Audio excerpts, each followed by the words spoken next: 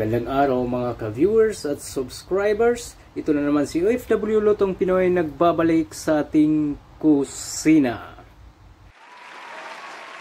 At magbabahagi na naman sa inyo ng panibagong lulutuin sa ating kusina. At huwag niyong kalimutang mag-like, mag-comment, and share.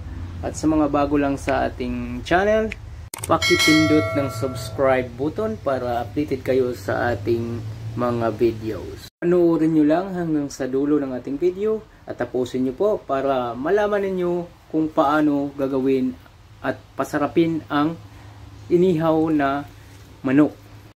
At kumpleto na din ang ating ingredients. Andito na yung manok at ang ilang napipiling ricado.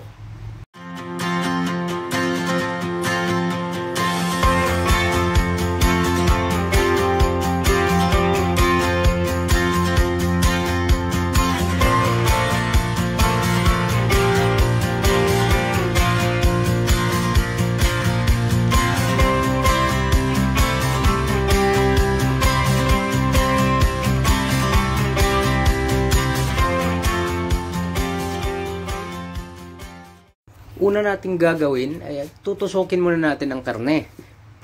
Sa pagbabad natin ito, susuhot po ang lasa ng ating pinagbabarang sauce o mixture. Nang sa ganun, buong-buo nating malasahan ang ating timpla.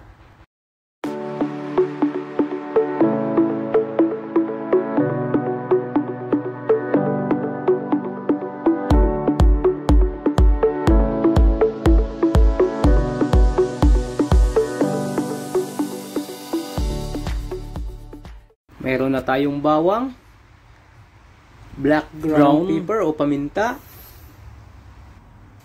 Meron na din tayong sibuyas para sa ating sausawan.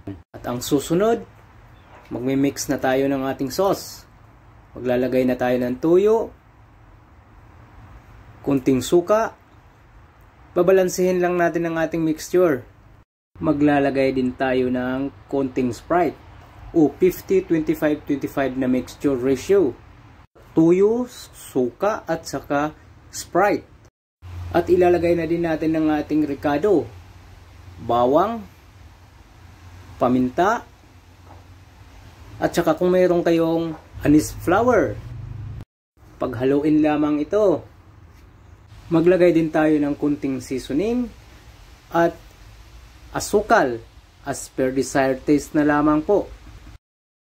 At ibabad na natin ang karning manok.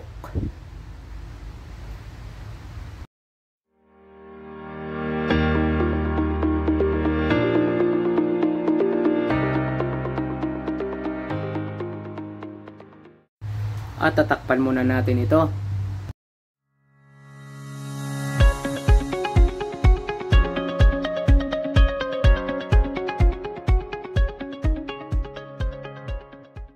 Hindi tayo gagamit ng ibang mantika. Mag-i-extract tayo ng mantika galing sa taba ng manok. Lalagyan lang natin ito ng konting patis para sa extracting process.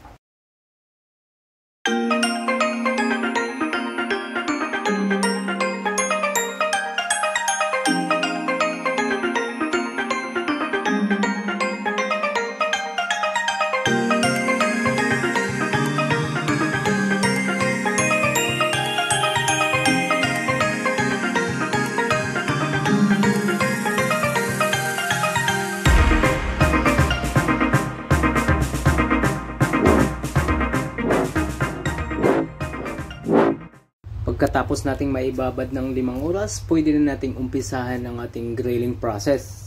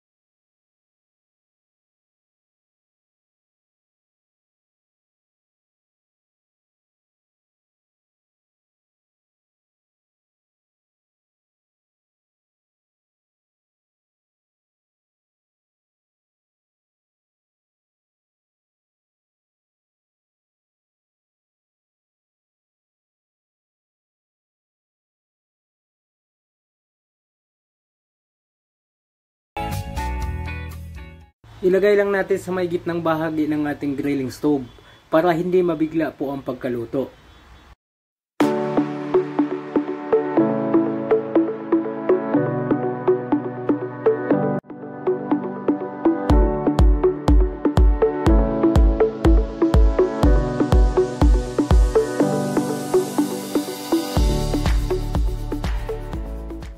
At mayroon na din tayong chicken oil extract na galing doon sa balat ng manok. Ito ay ating gagamitin bilang topping mixture habang tayo ay nag-iihaw o ito yung pamahid natin.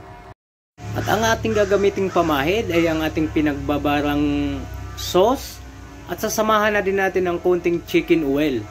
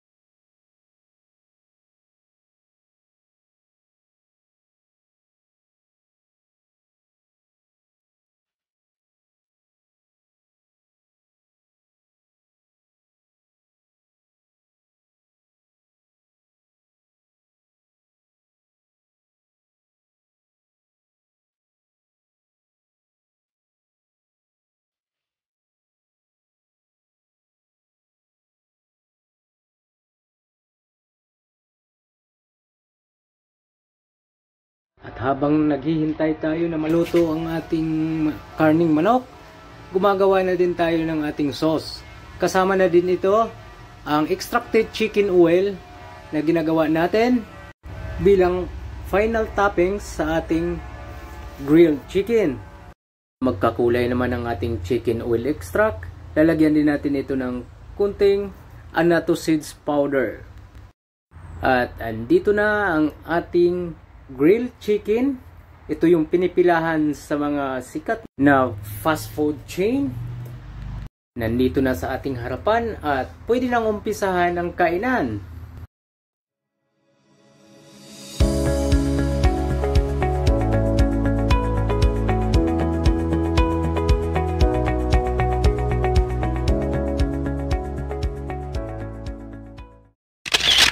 Muli, ito si OFW Lutong Pinoy, muling nagpapasalamat sa inyong suporta at walang sawang pagtangkilik at pagsubaybay sa ating cooking channel. Magandang araw po sa inyong lahat at hanggang sa susunod nating pagbabalik.